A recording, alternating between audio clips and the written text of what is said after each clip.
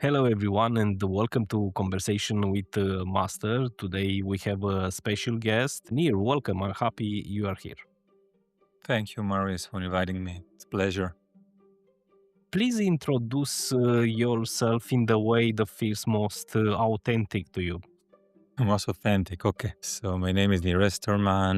I'm 49. I've been working with people for the last 23 years professionally. Before that, I learned computer science, biology, science teaching, and was working a bit in that field. I'm originally from Israel, now living abroad for the last 2.5 years, mostly in India, but also traveling around the world literally. Last year, we crossed all the way across the Pacific, visited the US, Central America, came back to Israel, Europe, and India. Originally, I began my healing work with a body work modality called the Greenberg method. Then I went into the general topic of embodiment and specifically into embodied shadow work, which is a Jungian adaptation of shadow work into working with the body in different ways, which I learned when I was with Mark Walsh. And then I ran into Constellations, and again, everything changed. And in a very short time, I started to do mainly constellations and combine constellation work with shadow work. It's what I call today shadow constellations. They emerged very, very early in my meeting with constellations, as it was a natural match. Let's say I found very similar basic foundation, shadow work and family constellations, and a wish to make some new weave of the two to enable something which is new and that focuses on the hidden underlying dynamics that affect us, well, generally in life, but also very specifically when we are in a relationship. And my personal focus is on professional relationships.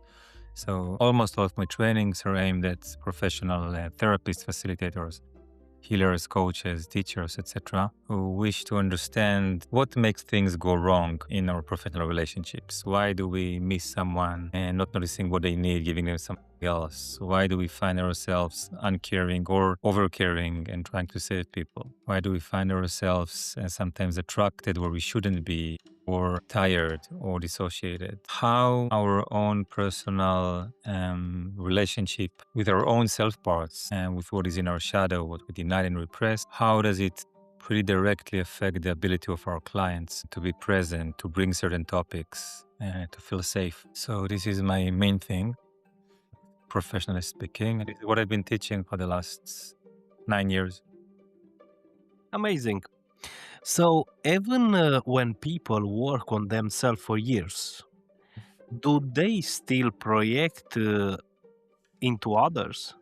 Last I've checked, yeah. Projection is a very natural thing, same as transference and same as finding ourselves in different roles for people. It happens all the time. It doesn't stop happening because you've done more work with yourself. It happens less. It happens maybe less strongly than in some other cases. Mostly you catch yourself projecting much faster. So instead of it being like, oh, I don't like Marius, he's whatever, he has more hair than I do. Yeah. I don't like people who have natural good hair. Yeah. Okay. Yes, I know, but I'm like, man, maybe something like, wow, I don't have this kind of hair. Okay. But instead of just thinking like, yeah, I don't like Marius for some reason, I'm like, oh, I'm noticing that is the hair thing. Okay. It's me still not being fully at peace with not having a lush hair. It took me 10 seconds to identify it, yeah, in real time, easy. Rather than, I don't know why, just carrying this something I don't trust Marius for some reason, which I can't even understand. And I project it is untrustworthy because of that, yeah. To take a very small example, where you find yourself in some dynamic with your romantic partner, she's this, she's that, he's this, he's that. And instead of just believing it, you're like, I'm judging, I'm projecting. Oh, okay. Let's see what is it for me. So quoting a teacher I really like from the embodiment world called Paul Linden, is like Aikido black belt 6 level, done 6. And he said, people think that I don't lose my center. That's not true. I just get back so quickly you don't notice. So I think this is more true than saying that people don't project thanks to personal work. We do project less, and also to say that some things we used to project, we don't project them anymore because we made peace with them. But since the conscious part is, 10% and unconscious is the rest of the 90, so there is a limit to how much you can do in one lifetime. So what happens? You're like, okay, I've done my work. I'm already not projecting A, B, D, and E. And then something changes in your life. And you're like, oh, but I am projecting C very strongly. Yeah. And I couldn't be in touch with C before because A, B, D, and E were there taking my attention. Or maybe my inner ground was in such a state that there are some levels I could not yet reach. Very often we do a certain amount of work, good work, solid work, we feel better, we relate better, and we feel like, okay, we've conquered it. And then something foundational changes in our lives. We get married, we have children, we get sick, someone dear to us dies, and there is war, whatever the case, yeah? And then we find out that, well, we didn't fully work with that. We worked with it as fully as we could at the time. And now the earth has shaken and new holes has opened and we have new tunnels to explore. So yeah. How do admiration, envy, and jealousy show up in the system work? Okay, so admiration and jealousy, are more about what we call golden shadows. Okay, classical shadow is something that you don't. It's not just that you don't like; you think it's bad. Let's say if I feel that being afraid is bad, you should not be afraid. You should conquer your fears. You should just move forward and move through things, because people who are afraid are never happy, whatever. Yeah? Or are never relaxed. So you develop a kind of persona which is not afraid, and you push the fear deep into the shadow, and you believe fear to be bad. So when you will meet someone who is very fearful or with anxiety or even terror, you will be like, you should get over it, You should learn to control your fear kind of mentality. Or I don't like people like that. Or, yeah, I don't know, he's a coward. Yeah, so we'll have judgments and you say bad things about him. This is the classical shadow dynamic. It's either judgmental, superior, wanting to change the other person, or I don't want to be next to people like that, or they tire me, or I get disconnected in their presence, which are more subtle responses to shadow. Then we get to the golden shadow, which are good aspects of ourselves that we have also disowned. Yeah, so for example, help me here. What quality do you find admiring or jealous of? But jealous, I don't. I accept people how they are. I don't. I don't. I'm not so much in this. And admiration, I see some people, or I look at the work what they do, right? So I think, wow, that's nice, interesting. So this podcast is born from this, actually. Mhm. So all the Yeah. people who work in this field, I invite them for this. Hey, what's it's your perspective? How do you see here? What do you think about that? Okay, so it's a way maybe for me to grow too. Mm. But I'm not going in that kind of area. And actually, it's very good because many people, I invite some people in this field, and they are kind of known and stuff. I work with systemic, organizational constellation and businesses too, and I invite these people. Right? Hey, come! This is a space for everyone. Okay, to just to hear your voice, and they just tell me, "Hey, you are fake." So I think to myself, and I write them back, okay, hey, take your time, it's no problem. Maybe you need more time to integrate that. And Mhm. let's keep in touch, It's like, so I don't know, I have this kind of approach. And Mhm. always I look the whole, I look from upside down and downside up if you want. Can you think of someone, like a specific person that you feel admiration towards? Doesn't have to be in the field, yeah, and you don't have to tell me who they are. But when you ask me about admiration and jealousy and envy, what I'm trying to get is like, what are the qualities that makes me feel that way? For example, some people are really, my God, he's famous, or oh my God, she's so beautiful. Yeah. Oh my God, he's so smart. Like he's brilliant. Oh my God, she's such a natural dancer. Yeah. So there's something that we're like, Mhm. you don't have to answer me. It's okay. I mean, I just We gave your No, examples. I will give you your example. When I look to your profile and I check directly the training what you do, and when I read there, there was clarity. So for me, Okay. clarity it's a big thing. So it's like, hey, I like these people. He offer that, he do that, make this, and this will be the results. Very Hmm. simple, right? So Okay. yeah, maybe this is clarity for me. Okay, everything Thank you is for clear, crystalline, and I will like. Actually, you pick up this. I would like to leave some reflection because in this field we must work and invest in ourselves, especially when we work with people. I guess so. I have always a sentence, maybe what I give through my students too, maybe in some way. So, if we don't see our water clearly, how we can see the waters of another's? It's a little tricky, reflexive. I don't know. Yeah, so it's true, at least to some degree, because surprisingly, some of us are really good at seeing into others what we cannot see about ourselves. So it's not necessarily about seeing in the other. Sometimes it's actually very, let's say I'm not in touch with my aggression and I look at someone and say, oh, he's very aggressive. I can see their aggression. It's not that I can see it. It's on the contrary, I can see it even better. I'm very sensitive to it. But what I don't see is that maybe I consider them more aggressive than they really are, or maybe I judge them for being aggressive. And I'm not seeing, and when we judge someone, we kind of make them one-dimensional. It's like, this is what I think about the person. They're aggressive. And maybe he's both aggressive and kind. Maybe she's aggressive and very, aggressive, but taking everyone in. I know, Okay, right. aggressive and going away. Yeah. So this is what happens when we project. Going back to the admiration part, let's say if we take clarity. Yeah. So there could be usually two ways why you would like clarity so much. One of them is because you're very clear and you like it about yourself. And then when you meet someone with the same quality, you're like, oh, he's like me and I like me. Okay, I like this. That's one option. And the other option, and the first option does not create admiration. It creates like, oh, that's nice.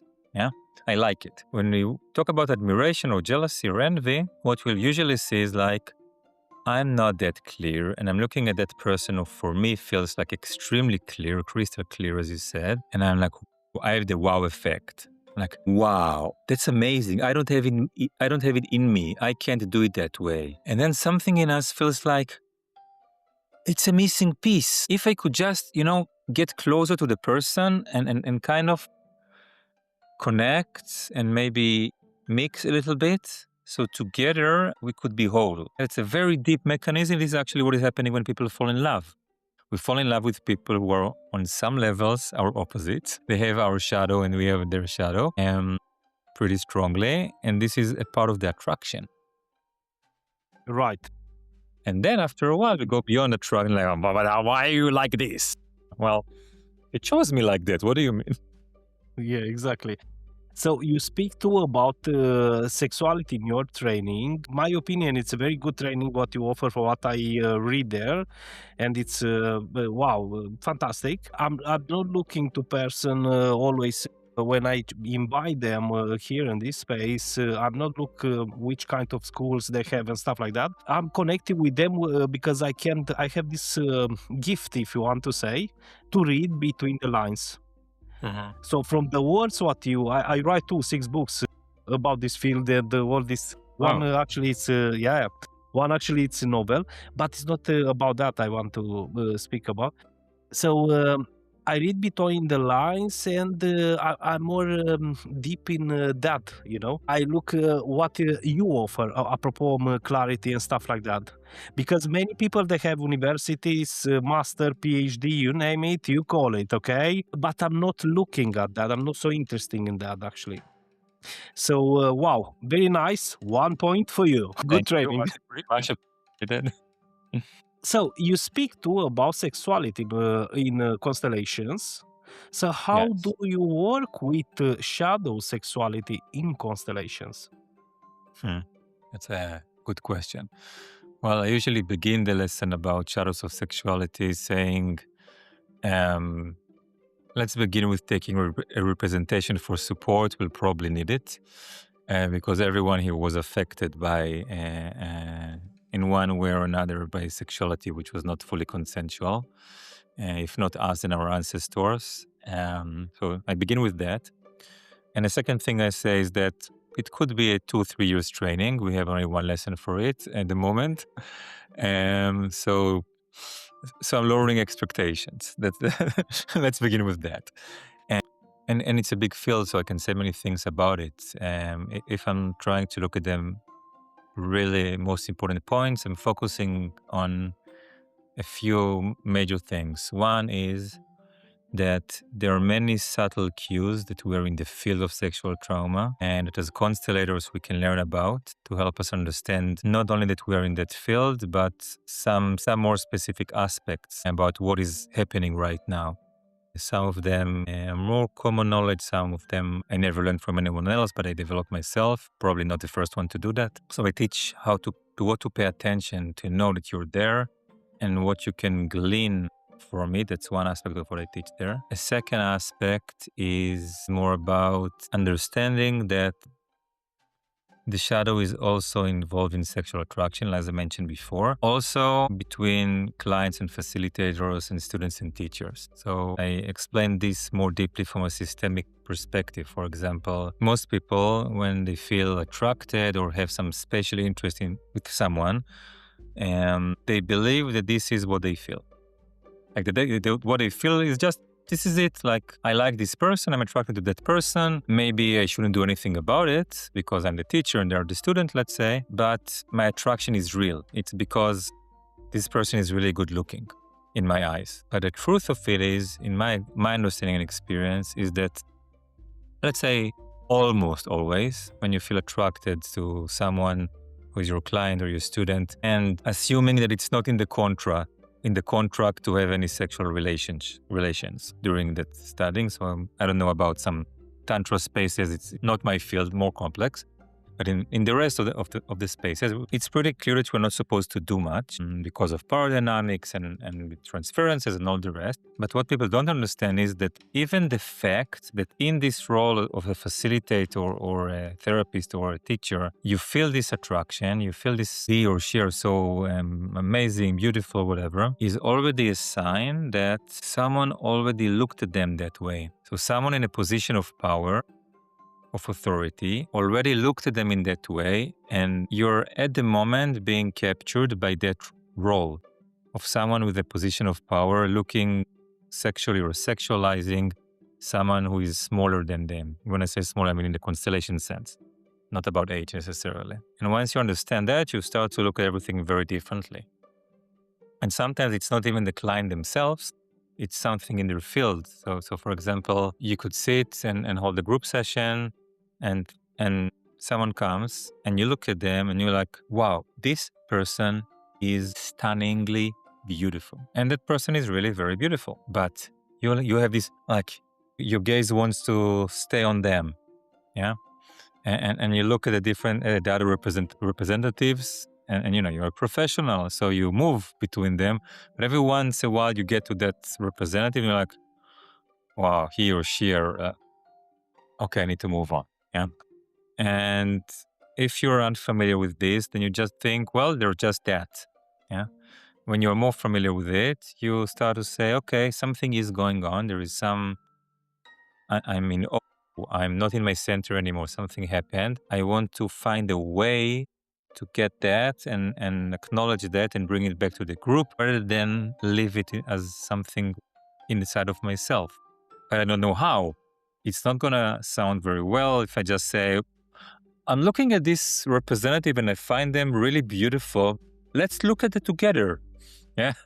Not a very good practice. So by ourselves, it's a little bit difficult to see ourselves how we are and behave maybe. And there is the question to go a little bit more closer to some people who have different speciality and stuff, and to ask for help maybe. Was a little bit delay when we speak about that and presence. Yeah, one of the things that are interesting shadow-wise is that when we encounter very deep shadows, we often get some disconnections in the line. You know what I think, Nir? I think my shadows, they don't want to be present in this conversation so much. I think so. That is a possibility. I would not say it as a sure thing, but I'm just saying that sometimes we really see how when we are on a certain topic, the line gets bad, we change the topic, the line gets good again. Or we can acknowledge and work with the topic and the line gets good again. I'm not saying it's always the case. Sometimes it's not about us, of course, but it's always surprising how the Wi-Fi acts strangely around shadow. Yeah, And these connections in the field and that are represented by this connection in the internet. I invite one person 2 times. The first time she have the bad connection, internet connection. The second time I write to her, hey, it's no problem, don't worry, we'll make another episode maybe. And but please be aware about the internet connection, right? Yeah, yeah, no problem. The second time was the same. So I write to her, okay, hey, look, maybe it's a Other systemic time. message. So we take a little bit time and distance, and we'll try again in another time. Yeah. When that happens, I usually I want to be interested in that. So I'm like, let's place some representations to see what cannot be present here, and then go to meet. It can make a difference. Yeah, nobody knows. We come a little bit back from this topic, what we live, and we have this delay for some couple of minutes. And I'm curious to ask you, how can we be present with that, both our own and others? Well, in a way, constellation work gives us a really good head start because this work is a lot about the unacknowledged death in the family system, in addition to other things. So we already have a good framework. If we only do constellation work, it's already better. And then it depends. I'm thinking, for example, both of my parents were small children during the Holocaust. My mom was born in the Warsaw Ghetto. My father is an orphan and doesn't remember his family. He grew up in an orphanage. He probably was born a couple of years before the war began. So I remember, for example, when I was taking my first constellation training, for about the first year, probably 80% of any role that I would have would be either someone who died or someone who has to accept the death or say goodbye to people who died. And there are many possible roles. I was almost always chosen for these roles, whether they were main to the constellations, on the side of the constellation. And the more that I worked through my own family history of death, the more it could start to be more airy. And I was beginning to be chosen for a larger variety of roles. And the moment that happened, or as it happened more and more, so I could have more space. So one thing is just to be very clear. If it feels like death is in the shadow for me, I would ask, what is the unacknowledged, unprocessed, disowned death in my family system? And very often when I start to think about it, I'm like, oh, there is this sister of my grandmother, and there is this side of the family that I don't know much about. I actually have no idea how many children they had. I only know that they didn't have children eventually. Sometimes it's less about violent, dramatic war and Holocaust history. Sometimes it's about abortions and miscarriages, silent deaths that we want to meet. Sometimes it's the vanishing twin syndrome that really leaves a very strong aversion to meeting death. And sometimes, it comes from some other dimensions. It's not so much about my own history and my family history. It's about my tribe, my culture history, how much death is there. For some of us, when we start to look at it, we see that collective death because, yes, of war and genocide and famine and diseases and floods and stuff. And you realize that some of us are really entangled, not with just a specific person in the family system, but with some aspects of the collective, some aspects of the tribe, and that are carrying lots of unprocessed death. And when we can acknowledge that and work with that, then it gets more acknowledged and we get more distinct or more discernment about what part of my challenge with something is mine and what part of my challenge belongs to a family system, my tribe, my culture, my past lives, whatever the case. But the answer is always to go and explore. So you can go and do the exploration with constellation. You could Of also, course. and you can also go to tribal grieving ceremonies. Some people offer that, and it's a great way to get in touch with a more collective field of grief. Not necessarily with constellations. You could just start to consciously notice what is it that is difficult for you around death, and start to find the small connections. Maybe you're good around graveyards. No issues there. But every time you hear a story about someone who died young, you're like, oh my God, that's terrible. Okay, that's interesting. Where is that in my system? And we're often Right. surprised. It's a it's an invitation maybe for everyone who listen, just to discover and to go closer and to understand more this topic of death and presence maybe. So Nir, now in the final, I hope I don't tired you with all my question No, and not at all. all my answers. I like to ask you about if you are familiar with conversational constellations. Not with Do the. they exist? What do you mean by conversational constellations? Maybe I know it, but not in that name. So let's see. Yeah, maybe, yeah, it's something new to everyone, I guess. And now, in these days, what I understand, we can make conversation constellations. What form does it We, take? uh, in this form, like we do right now, without mapping nothing, without, it's just like two systems, they meet Mhm. and they start the constellations. It's crazy. But maybe it's a new topic for you. So I mean, let's see what I'm, the future brings. I'm not sure what you're asking about, but when I try to think about it, so I guess every time two system meets, so two constellation meets, and there is a new constellation happening. Yeah, this is in general, and we see it everywhere. And when people get married, when people just go to a new work, when you meet someone new. But I have a sense that you're talking about something more specific, or am I wrong? No, it seems, for what I see under the years, dialogues reveals hidden dynamics differently than traditional constellation. What we maybe put there in some field and try to map something. It's a quite new approach, but if you look a little bit closer, you'll see the constellations in conversation. It sounds very interesting. I'll look it up. I never heard about it. I'll definitely look. Yeah. So you can have with your clients, with your family, with your bosses if you work and stuff. Wow, something like that. Anyway, if you have a message for the world, what will be in here? A message to the world. Can we have some peace, please? Would be my message right now. And to be more precise, I would say that I really considered going out to war as closely related to shadow, because we fight on the outside what we cannot be in touch with in the inside.